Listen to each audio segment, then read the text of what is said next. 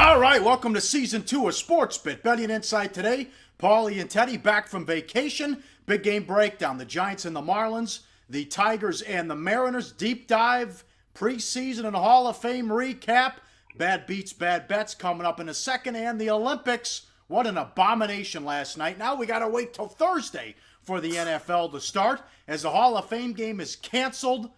So quick, we'll get back to this in the final segment.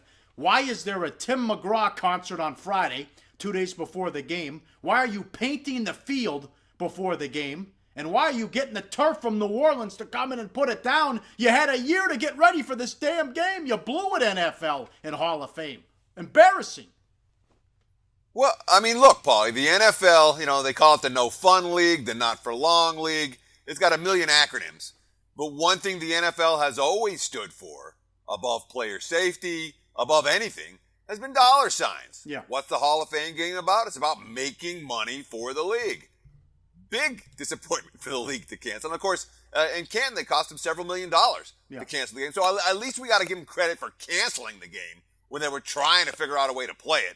That game had to be canceled, Paulie. And again, we'll talk about this a lot more when it comes to the details. I thought that was common sense. ESPN kissing David Baker's ass, president of the Hall of Fame. It's on his watch that this debacle happened. That should be the lead. All right, that is the James Shields we all know and love. Roughed up, the White Sox were a bad bet, and a bad result for the books. The Orioles were bet up from $1.25 to $1.65, and Machado goes deep his first three at-bats.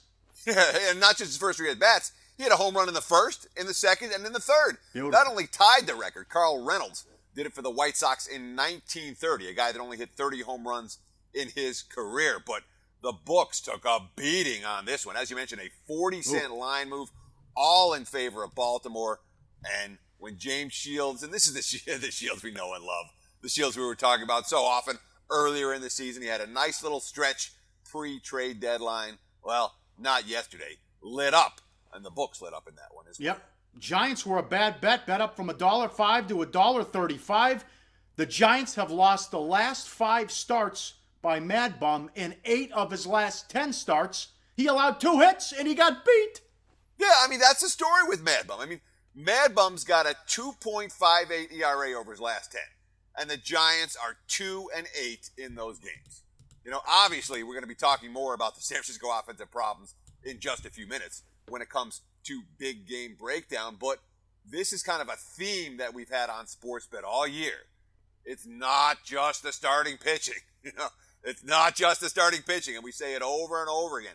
And the lines so attuned to moving based on starting pitching, to adjusting based on starting pitching. Yeah. Nothing's wrong with Mad Bum. The guy's an ace. He's still an ace. Yep. I'd take him in a game 7 if it was tomorrow. No ifs, ands, or buts about it.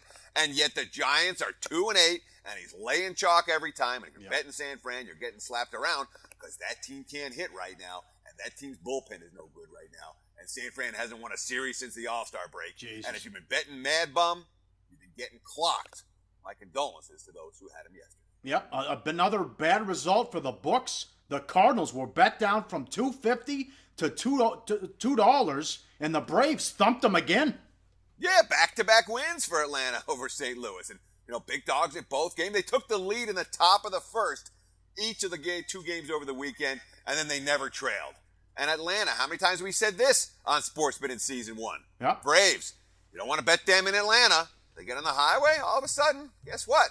They're viable. They're, in fact, profitable. They showed it again the last couple of days, those big plus prices. And when the big dogs cash, you think, oh, well, that's not, the books didn't take a ton of money. Not the books that cater to wise guys. The books that cater to wise guys got slapped around on this one yesterday. The pennies and the 5 dimes of the world, not real thrilled with that result. This was a bad bet. The Pirates again, and it's something to watch. While we were on vacation during the trade deadline, the Pirates management gave up and threw in the towel. So they had to have a players meeting, and they had to talk this out about what are we doing here. We're trading Liriano for Hutchinson. We get rid of Melanson, our closer. We gave up prospects. They traded Melanson. They were only 2 out of the wild card, and they were crying poor in small market, which is asinine. Something to watch now when they lose again. Cole is only a .500 pitcher, and they were a big favorite and went down. They are 3-6 in their last 9. Yeah, and I mean, you really worry about the teams worry is not the right word. You really look to make money betting against the teams who've been in the playoff mix, and now this year they're not. And with the moves that the Pirates made pre-deadline, with the, let's call it, turbulence in the locker room, in the clubhouse, in my mind, not just a big red flag, a giant red flag right now with Pittsburgh. And teams like Pittsburgh, you fade them here, they tend to be money makers. And that's my only recommendation with the Pirates until we see signs that they've turned something around. But when you have a team that's supposed to be in contention and they're not, or is used to being in contention and they're not, those are the teams that tend to throw in the towel. Why won't we be doing Olympics on this show? Well, I mean, there's a bunch of reasons, but let's start with this. Yes. We're not watching it. I'm not watching the Olympics. You're not watching the Olympics. Olympics are for your mom and dad. They're not for you. Olympics are for the casual fan who likes to go USA. They're not for the hardcore sports bettor, the hardcore sports fan. They're really not. And that's reason one. If we're not watching it, I'm not going to claim, and that's something that, I'm proud of, we're not proud of, but it's something that we do, Paul. We don't claim to be experts on sports where we're not experts. So many talking heads, oh yeah, Charles Barkley can talk college basketball. No, you can't, Sir Charles. The guys on the radio, they're forced to do it every day and I'm going to be Olympic experts, and they don't know anything about the Olympics. All right, lots of people like to claim to be experts on everything. We're not going to claim to be experts on sports that we're not experts. So we're not watching it. It's not meant for us. We're not experts on it. And this is probably, for me, the biggest reason why. Mm-hmm. The best lines get taken out as soon as they come up. The guys who do the research. I've got a friend that beats the Olympics. He doesn't give me his stuff because everything he bets is gone. It's gone within a couple of hours after the line's coming up. He works on it all summer. And as soon as the numbers come up, the good numbers get taken out. When we say no value, we mean it. And Paul, I know you got a couple reasons you don't like betting the Olympics or really talking about the Olympics. Well, I'm not watching, period, because of the corruption. And you watch that HBO Real Sports special in the 20-plus years they've done the show. This is the first time they've done one entire show on one segment, one topic. It was the IOC. It was 90 minutes. So whether it's bodies washing up on Copacabana Beach, the cops saying welcome to hell, and you got feces in the water where they're having all these events, not to mention when they went out in the special, they talked about, we see sofas and TVs out here in the water and all the, not to mention it's surrounded by actual shit. But a kayak capsized as he hit a sofa on one of the events too. So it's an absolute disgrace, the IOC and FIFA. The corruption, be done with it. There should be a summer and winter Olympics in two places, and that's it, and the bidding. And what's going, they did it out beautifully with Sochi, Beijing, and what's going on in Rio as well. The whole thing's a disgrace. I'm not going to spend 2 seconds on it. They can kiss my let's ass. spend 2 seconds on this though, because if we're going to talk bad beats and bad bets, we got to talk an Olympics bad beat and bad bet. See what happened with Senegal? How about that? Yeah. Bet down from plus 57.5 to plus 50.5 in women's hoops versus the U.S. That's a bad beat. They lost by 65. Sorry, that's a bad bet. Yes. They lost by 65. And in general, again, we're going to do a lot of in generals on today's show. We got a couple of them in deep dive in particular. But in general, when a team's a 50-point dog, I'd rather lay it than take it. And this was certainly one of those cases. And Brazil. Senegal. In soccer, Brazil has yet to score, too. I think 40, something ridiculous, like 40 shots on goal, and they've yet to put one in the back of the net. Up next, big game breakdown. Huge series in Miami with the Giants and the Marlins coming up on SportsBit. Betting Insight today on SBRPicks.com.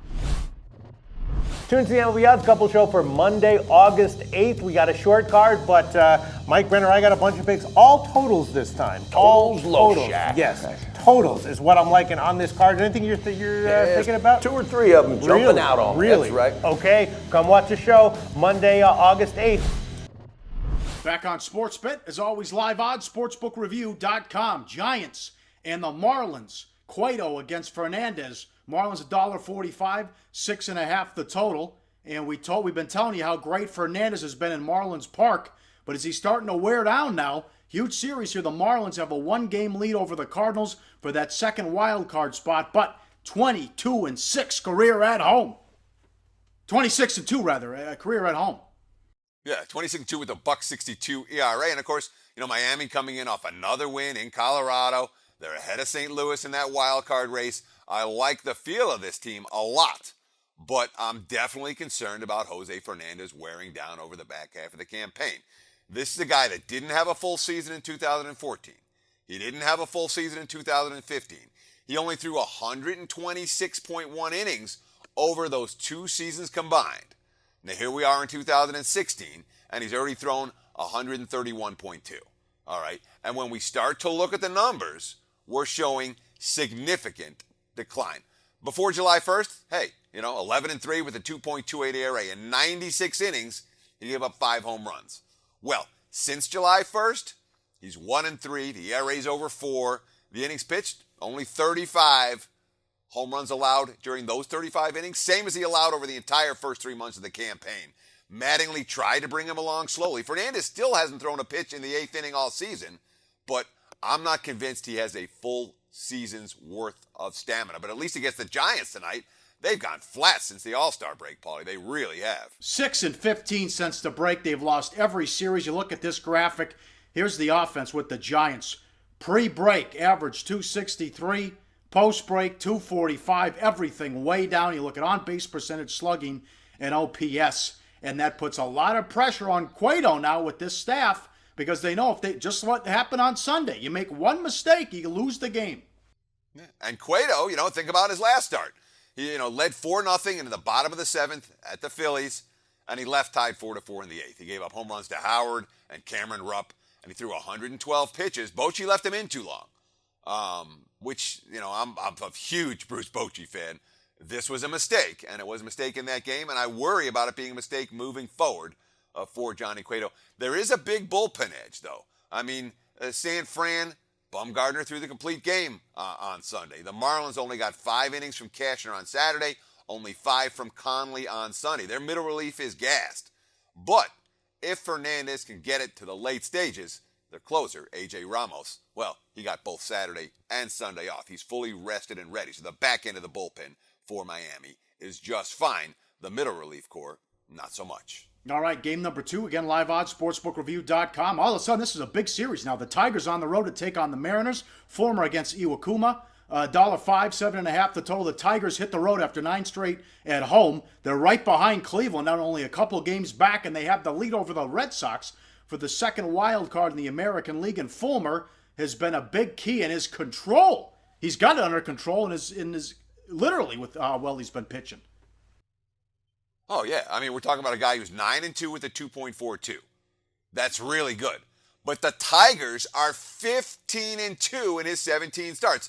They've won their last 4 without him getting a single decision in any of those ball games. So things have certainly broken right for Fulmer in a lot of different ways and for Detroit with Fulmer on the hill. But the last 7 starts, Paulie, all of them, 2 walks or less. Only 1 over the last 2 games, over 14 innings of work. And when you don't walk batters, you last longer into ball games. You last into the 6th, into the 7th, into the 8th. Fulmer's been doing that. And he's a guy who's not walking batters. He's also not giving up a lot of fly balls. Look, the ground ball rate for the full season, over 50%. It's even better of late. The last 4 games, 60.9, 64.7, 58.3, 52.6. So they're getting the ground ball outs, and that has a lot to do with the defense of Jose Iglesias, ranked number 5 in MLB in wins above replacement by Fangraphs. And that was something I'm like, what? Something that certainly surprised me when I saw it, and I thought it was something that might surprise some of our viewing audience as well, because the Tigers' middle infield defense hasn't been particularly good in recent years. It's been extremely good this year, which makes Fulmer that much more effective. So the Mariners just swept the Angels at home to stay in this wild card race. They're actually in second place to move ahead of the slumping Astros. And getting to the groove at the right time, especially at home, has been Iwakuma, who hasn't given up a run at home since before the break. Yeah, and we've seen this from Iwakuma before. When he gets into a rhythm at Safeco, he's not a guy who's got any interest in betting against. He can really nail it down on that field. We saw stretches in 2014. We saw a stretch in 2016. And he's in one now, facing 2 good-hitting teams, the Red Sox and the Astros. Last 2 at home, let's see, 14 innings pitched, no runs, 7 hits, 1 walk, 15 strikeouts. Now you got King Felix healthy, back in the rotation. You got Taijuan Walker healthy, back in the rotation. Both might be a bit rusty, but Seattle, they're positioned to make a move right now, and they're a team that the betting markets aren't necessarily in love with. You can find spots to find value with the Mariners. This might well be one of them, even though Detroit with Fulmer, not an easy fade considering that 15-2 mark with him on the hill. Coming up next, the deep dive back to the NFL, the Hall of Fame game, line movement in the preseason, and we'll get to the play of the day. We finish it out next on SportsBit, Betting Insight Today. Always on the go? Bet365 has one of the top mobile platforms in today's market. Sign up today and don't let your busy life keep you out of the game. Back on SportsBit, Pauly and Teddy, Betting Insight Today. We'll get to the play of the day coming up. Well, we had our first bad beat in the NFL season, although the game was canceled. How about all those people that laid pick with the Colts and it went up to 3 when the news came out on Hundley, Teddy? Yeah, what about the total? I had under 36.5 in my pocket, Paul. Well, that too, yeah. I wasn't real happy about that game being canceled, but and the Colts were actually, you could have found the Colts at +1. There was one book that had the Colts +2.5 early on. Canner had about early on, and unfortunately I didn't get that number. All right, I had that in my pocket as well, which didn't matter because it got canceled. But what you're going to see in the preseason all the time, Paul, you're going to see the markets be ahead of the news. All right, all the money went on Indy because the announcement that Brett Hundley was out. But all the money moved before that got out into the mainstream media. Indy, big steam move on Indy because Hundley, I don't know if you know anything about Brett Hundley. He was the best quarterback statistically in the NFL preseason in 2015. The rookie out of UCLA, a guy with some pretty good potential, and a guy who earlier in his college career was being talked about as potential first rounder, pretender number 1 overall. It didn't work out for him. He got hurt in college. He didn't play as well as expected, but he had a great preseason last year. So the money moved before the information fully came out. If you dug around, if you're following Twitter, if you're reading the local papers, you had that news ahead of time. If you're waiting for ESPN to report it, guess what? You're going to be behind throughout the entire preseason. There are going to be sharp folks that are getting information ahead of you. They're going to get the best of the number. You have to do your due diligence, and you're going to watch the markets move, Paul, and figure out who's playing and who isn't based on those numbers. So when you see Indy go to 3 and you see the total go from 36.5 to 34, that is smart money, and that is the correct move because the breaking news happens at the betting boards. So you can't go and look to bet against that because you're going to get buried in the preseason if you're doing that. Well, I'm going to disagree with that. There's definitely money to be made betting against quote-unquote sharp money in the preseason when they're betting on stupid things, all right? You're not going to tell me that even with Hundley out for Green Bay, and even with the fact that some guy named Rodgers wasn't going to suit up, that Indy had anything that they wanted to do in this game other than get out of it unscathed. The Colts didn't care any more than the Packers did. All right? But the markets are going to move on the news, not on the nuance. And we'll talk a lot about this week, next week, the week after, all about the nuance of the preseason, how to understand coach speak, what a coach really means when he says, hey, he looked good last week. He means, guess what? He's not getting the playing time this week. We'll talk about all of that throughout the course of the week, but it's much less about news than it is about nuance. And if you're going to be betting against something, you better be darn sure there's something to be betting on the other side. You're going to be caught in a whole lot of coin flip games. And frankly, betting preseason is not about betting coin flips. It's about betting good information. We'll talk about that as well. I'm actually disappointed here. We couldn't bet against Joe Callahan. It was going to be Callahan and Williams for the Packers at quarterback. Well, that's just it. I mean, the one chance we ever had to see Joe Callahan start an NFL game. Of course, he's the undrafted rookie from Wesley College. Here's his quote. He was excited about getting to start the night after Brett Favre's induction into the Hall. He was my favorite player growing up. I tried to play like him when I was a kid. Then getting signed by the Packers and now this whole Hall of Fame game the year of his induction. It's a pretty cool experience and great to be a part of. Sorry, Callahan. Wasn't so great to be a part of, and not for you. he deserve a sportsman a moment of silence? I don't think he does. We are going to hear his name again. We might. Not very much. Yes. All right. Money But time. let me jump in with Yeah, go one ahead. more thing here, because I feel like I didn't give a full answer before. You don't want to be in a hurry to bet against a line move. And we talked about the preseason rule that you don't want to necessarily be stepping in front of this stuff. When the line's trickling, once a move starts in the preseason, it rarely stops. And it definitely doesn't stop until it hits a key number. So you're never in a rush to bet against that line move. The best time to fade a line move in preseason is generally about 5 minutes before kickoff. That's the optimal time to get down. I don't think I made that clear when I talked about this just a moment ago. But when I say never be in a hurry to bet against one, you can bet against line moves all the time in the preseason. Especially, hey, guess what? This was a pick'em game. Now I'm +3. I'm all ears. Why? I have no hesitation. But I'm going to wait until that line hits +3 before I get my wager down. I'm not taking it at 2.5. And that's the beauty of the preseason. You just don't get a whole lot of buyback.